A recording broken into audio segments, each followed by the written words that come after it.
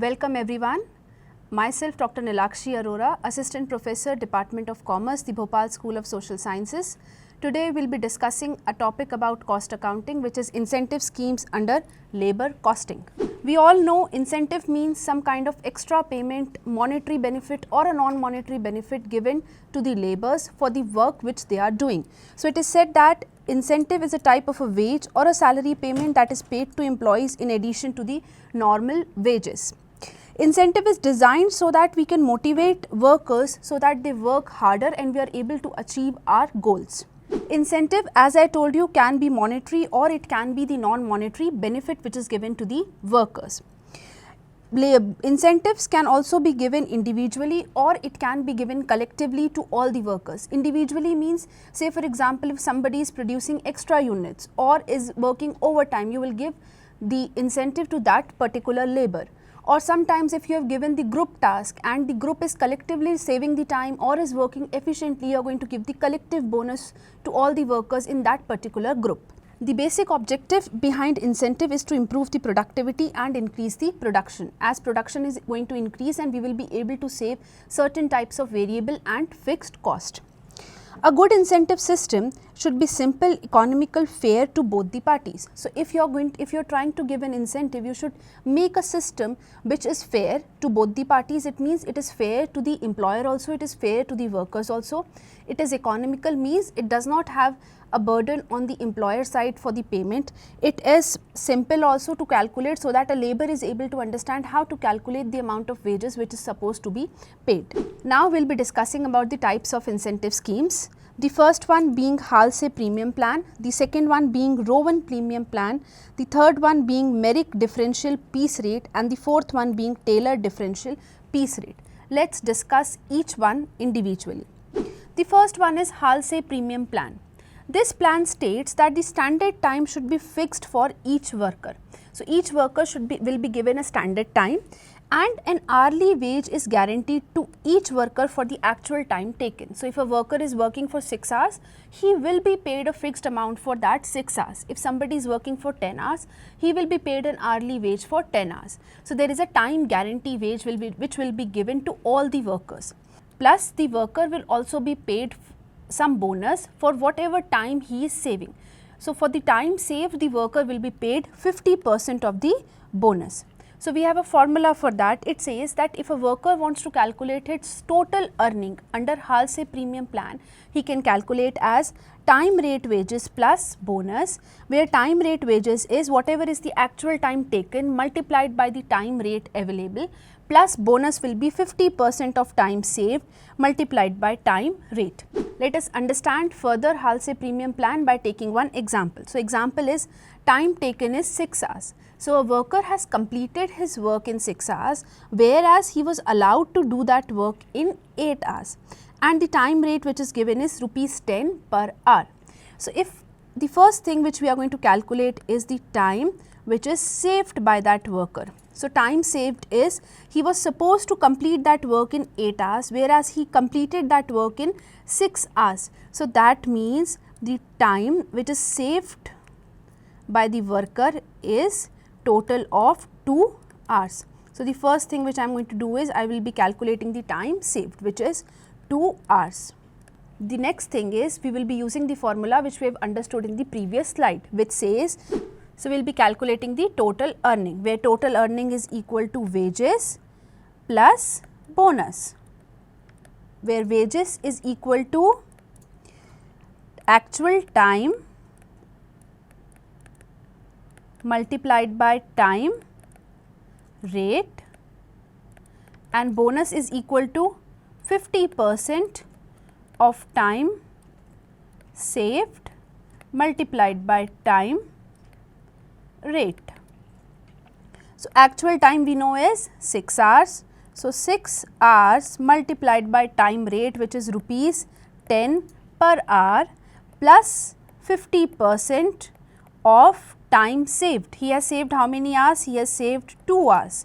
So multiplied by 2 hours multiplied by time rate again, which is ₹10. So if you solve this, you are going to get ₹60 plus ₹10. So it equals to 70. So, if you are giving premium under Hal Premium Plan, the worker is going to get rupees 70 as the total earning, that is 6 hours guaranteed wage plus 50% of the time which he has saved. So, he has saved 2 hours, rate was 10 rupees. So, 2 multiplied by 10, 20 rupees, 50% of it is rupees 10. So, that labor will be paid 70 rupees. Let us move to our second plan. The second plan is Rowan Premium Plan. This Rowan Premium Plan is actually based on variable sharing basis. That means the more time you save, the more bonus you are going to get. So, Rowan Premium Plan says that standard time will be fixed for each work here. Like it was fixed in the Halsey, it will be fixed in the Rowan Premium Plan also. The standard time is fixed. Plus, it also guarantees the hourly wages for the actual time taken. So, if you work for 6 hours, you will be paid for 6 hours. If you work for 8 hours, you will be paid for 8 hours plus you will be paid bonus. Here, the bonus is paid according to the proportion of time wages as time saved divided by standard time. So, the formula is total earning is equal to time rate wages plus bonus, where time rate wages is actual time taken multiplied by time rate, and bonus is time saved divided by time allowed multiplied by actual time into time rate. Now, let us understand Rowan Premium Plan by taking one example. So, I have taken the previous illustration only, which says time taken is 6 hours, time allowed is 8 hours and the time rate is rupees 10 per hour. So, in the previous illustration also we calculated time saved as 2 hours. Now, let us write the formula first for Rowan Premium Plan. It says that here the earning will be wages plus bonus. Wages, again the same formula as Halsey is there, that is actual time taken multiplied by wage rate or time rate per hour, plus for bonus it says you write time saved, you divide that time saved by standard time and then you multiply this by actual time into time rate. So, what we are going to get here? We have actual time as 6 hours multiplied by time rate, which is rupees 10, plus you have saved how many hours? So, you have saved 2 hours divided by standard time, that is 8 hours. You were supposed to complete that time work in 8 hours. So, standard time is 8 hours. So, divided by 8 hours multiplied by actual time is how much? It is 6 hours multiplied by time rate, which is rupees 10. So, if you solve it, you are going to get rupees 60 plus you will get rupees. So, if you solve it, you will get what? You will get rupees 15. So, here the wages is rupees 75. So, if the wages is paid according to Rowan Premium Plan, the worker is going to get 75 rupees, and if the worker is getting wages according to Halsey Premium Plan, he is going to get 60 rupees. Let us move to the next plan. Now, dear children, we are going to study about differential piece rate plans. Till now, we have understood Halsey Premium Plan and Rowan Premium Plan. If you go through those plans, you would have understood till now that we were giving the premium or we were giving the bonus or the incentive based on the time which was saved. But now, we are going to give bonus according to the output which is being produced. So, in differential piece rate, it says that you will be paid higher for higher efficiency, you will be paid lower for lower efficiency. So, let us look into the differential piece rate methods. So, differential piece rate means the efficient workers are paid wages at higher. So, differential piece rate means efficient workers are paid wages at higher rate and inefficient workers are paid wages at lower rate. Thus, there is a standard of efficiency which you set, that which means, say for example, in a day 10 units will be produced. So, if you produce minimum of 10 or more than 10, you will be paid at a higher rate, and if you produce less than 10, you will be paid at a lower rate. So there are two types of differential piece rate systems or two types of bonus schemes which are being given. One is Taylor differential piece rate, another one is Merrick differential piece rate. So Taylor differential piece rate was actually given by F.W. Taylor. He suggested that there should be two rate of wages which should be given. What was the rate? So he said if somebody is producing equal to or more than the standard fixed. So say for example, if you have fixed a standard of 10 units, if somebody is producing at least 10 units or he is producing more than 10 units, you should pay him 120% of the normal wage rate. So if normal wage rate is 1 rupee per unit, you pay him 1.2 rupees per unit. Then he further said that there should be a lower rate which should be given to the workers who do not achieve the standard. So if somebody is producing less than 10, he should be paid about 83% of the wage rate which is given. Let's understand Taylor differential piece rate with the help of an example. So it says the standard output is 100 units. So that means you are going to produce at least 100 units in a day. When we talk about wholesale and premium, we never took units as the standard, we always took time as the standard. Further it says that for every item that you produce, you are going to get rupee 1. X produced 60 units, Y produced 100 units and Z produced 110 units. And you are required to calculate wage according to Taylor differential piece rate. So let's solve it. So we have the standard is 100 units. And Taylor said if somebody is producing at least of 100 units, he should be paid some bonus, and if somebody is producing less than 100 units, he should be paid 83% of the normal wage rate. So standard units is 100. So let's calculate first the wage rate. So the standard piece rate is rupees 1. So let's calculate first the lower rate. So we know lower rate is 83% of the normal piece rate. So it will be rupees 1 multiplied by 83%, which amounts to 0.83 or simply 83 paisa. Next is higher rate. So you pay higher rate if somebody is working above the efficiency or at efficiency. Higher rate is rupees 1. We know the higher rate percent is 120%. So that person will be paid rupees 1.20 or 1 rupee 20 paisa. Let's find out how much will be paid to X, Y and Z. So Mr. X is producing how much units? He is producing 60 units. 60 units means it is below the standard. If he is producing below the standard, the rate will be 0.083. So what he will be paid? He will be paid for 60 units at the rate of 0.083. For Y, what will happen? Y is producing 100 units. So he will be paid how much? He is at the standard. So he will be paid 100 into 1.20 rupees.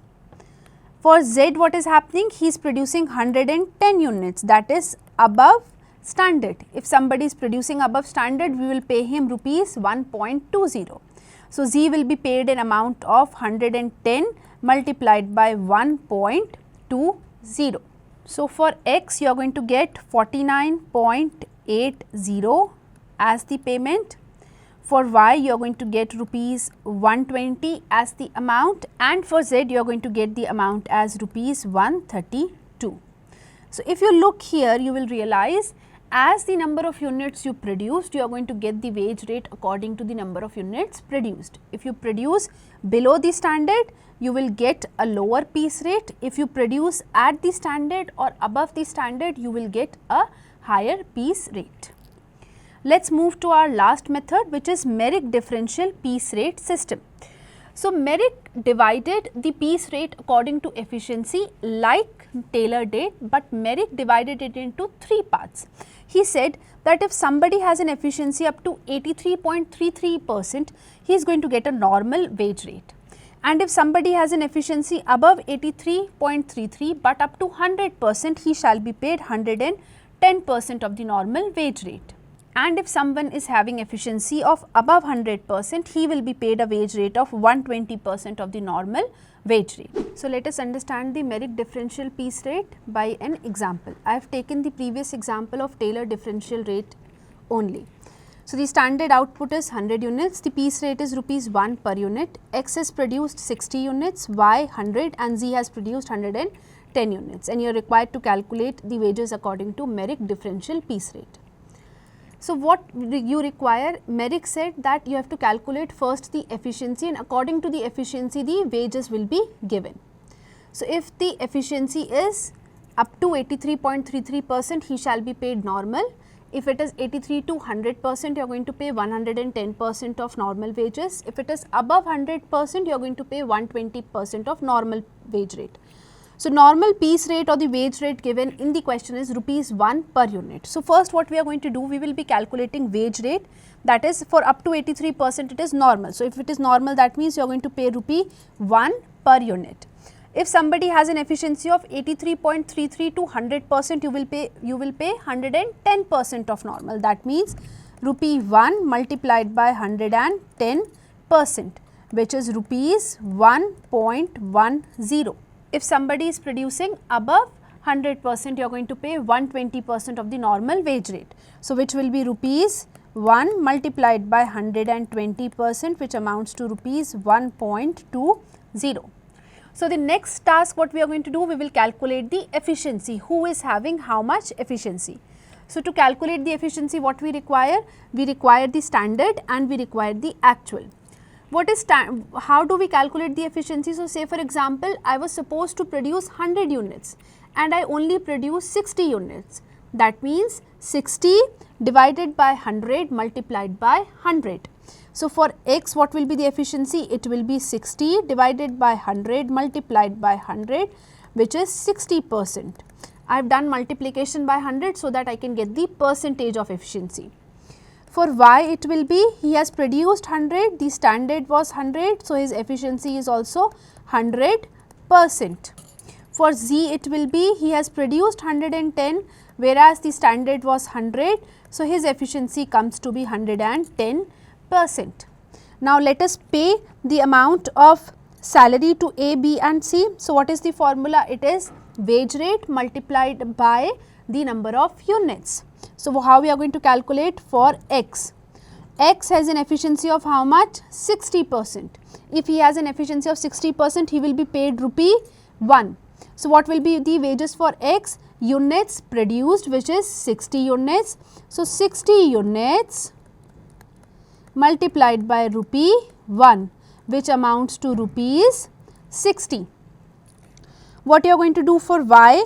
Y produced 100 units, his efficiency was 100%. So, if somebody has an efficiency of 100%, he will be paid rupees 1.10 for every unit.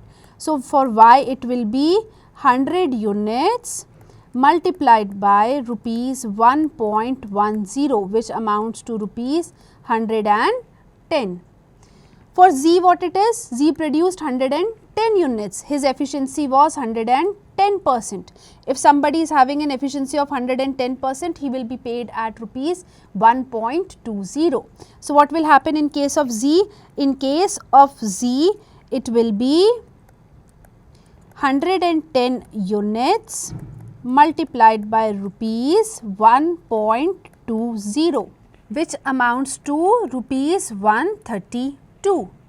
So, if you look here to 60, 110, 132, you would realize higher the efficiency, higher the wage rate, lower the efficiency, lower the amount of salary which you are going to draw. So, dear learners, in this module we have understood 4 types of incentive schemes. We understood about the Hal Premium Plan, we understood about the Rowan Premium Plan, we understood about the Taylor differential piece rate, and we also understood about the Merrick differential piece rate. I hope you have understood this module. See you all in the next module with some interesting topic. Thank you.